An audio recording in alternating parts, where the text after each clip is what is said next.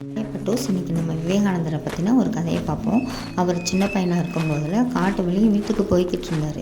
அப்போ அந்த காட்டில் இருந்த குரங்குகள்லாம் காய்ச்சி மூச்சுன்னு சத்தம் போட்டு விவேகானந்தரை பயமுறுத்த ஆரம்பிச்சிருச்சு. விவேகானந்தர் குரங்குகளை பார்த்து பயங்கரமாக பயந்துட்டார்.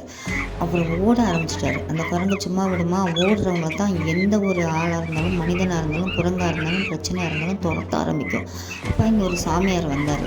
வந்துட்டு, ஏன் தம்பி இப்படி ஓடி வர அப்படின்னு கேட்கும்போது, என்னை சில குரங்குகள் துரத்தி கொண்டு இருக்குது அப்படின்னு சொன்னார். அப்போ அந்த சாமி சொன்னார், எந்த ஒரு பிரச்சனையாக இருந்தாலும் நம்ம தைரியமாக நின்று அதை எதிர்கொள்ளணும் அப்படின்னு அறிவுரை கூறினார். இதை கேட்ட விவேகானந்தர் அந்த குரங்குகளை பார்த்து, நீ போ அப்படின்னு சொல்லிட்டு தைரியமாக நின்னார். அந்த தைரியத்தை பார்த்து அந்த குரங்குகள் நம்மளை அடிச்சிருவாங்களோ அப்படின்னு சொல்லிட்டு அது ஓடி போயிடுச்சு. மறுபடி சாமியார்கிட்ட வந்து, நீங்கள் செய்த அறிவுரைக்கு ரொம்ப நன்றி அப்படின்னு சொல்லிட்டு சந்தோஷமாக வீட்டுக்கு போனார். பட்டோஸ் நம்ம இதுலேருந்து என்ன தெரிஞ்சுக்கணும்னா, எந்த ஒரு பிரச்சனையாக இருந்தாலும் நம்மளோட அம்மா அப்பா துணை கொண்டு நம்ம தைரியமாக அதை ஃபேஸ் பண்ணணும். அதை விட்டு பயந்து போயிடக்கூடாது. ஓகே குட்டீஸ், இந்த கதை உங்களுக்கு பிடிச்சிருந்துச்சுன்னா லைக் பண்ணுங்கள், ஷேர் பண்ணுங்கள்.